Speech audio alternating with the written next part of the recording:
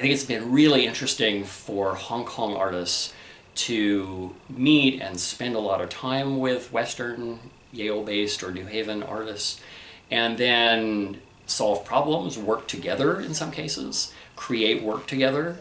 It's simultaneously, I think it's a collision, but it's also this really creative version of a collision. They are not often able to do work in the way that they've been used to.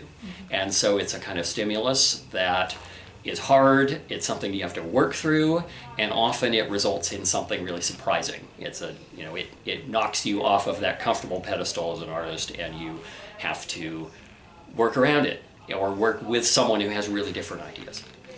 So we like to think that collision, that whole experience, within the art that they're creating, but also in the life that they're experiencing here for 6 months, really is stimulating, eye-opening, creates some of those aha moments.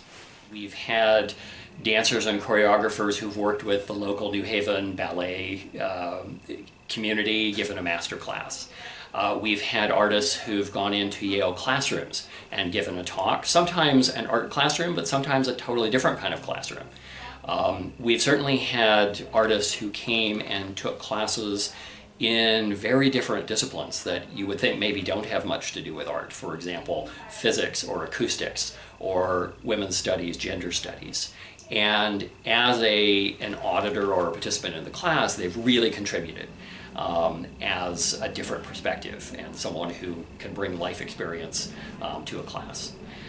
We've had other cases where the arts fellows find someone that they want to work with in the New Haven community or possibly at one of the Yale professional schools, and they work together and collaborate.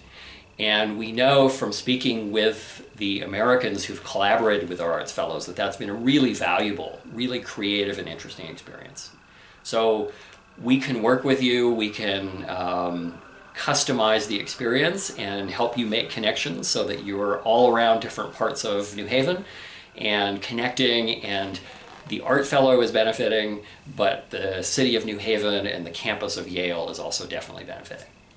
A long time ago now, when I first went to China, I was studying with a landscape painter, and the landscape painter spoke no English, and I had just a little Chinese at that point. So we kind of communicated through art, and I learned quite a lot. I studied with him for 2 years, mostly landscape painting. He was teaching me in a very traditional way. And I had this one moment, one of our lessons, where he was explaining the colors in traditional Chinese painting. And I realized they don't categorize color in the same way that we've decided to do it in the West. And blue is not a single blue. There are a variety of different blues, and they aren't necessarily grouped together. And then there's sort of blue-green. Same thing with ochre and brown and moving into black. They have words for those. And the American or English language or Western European culture words are different. So we just, as two cultures, as two peoples, we came up with different categorizations. And I had one of these giant aha moments that sort of helped me figure out all the frustrations I'd had or all the exciting, wonderful things I encountered when I was in China. I was like, okay, these two peoples over centuries and centuries have figured out the world in really different ways, and both of them are viable.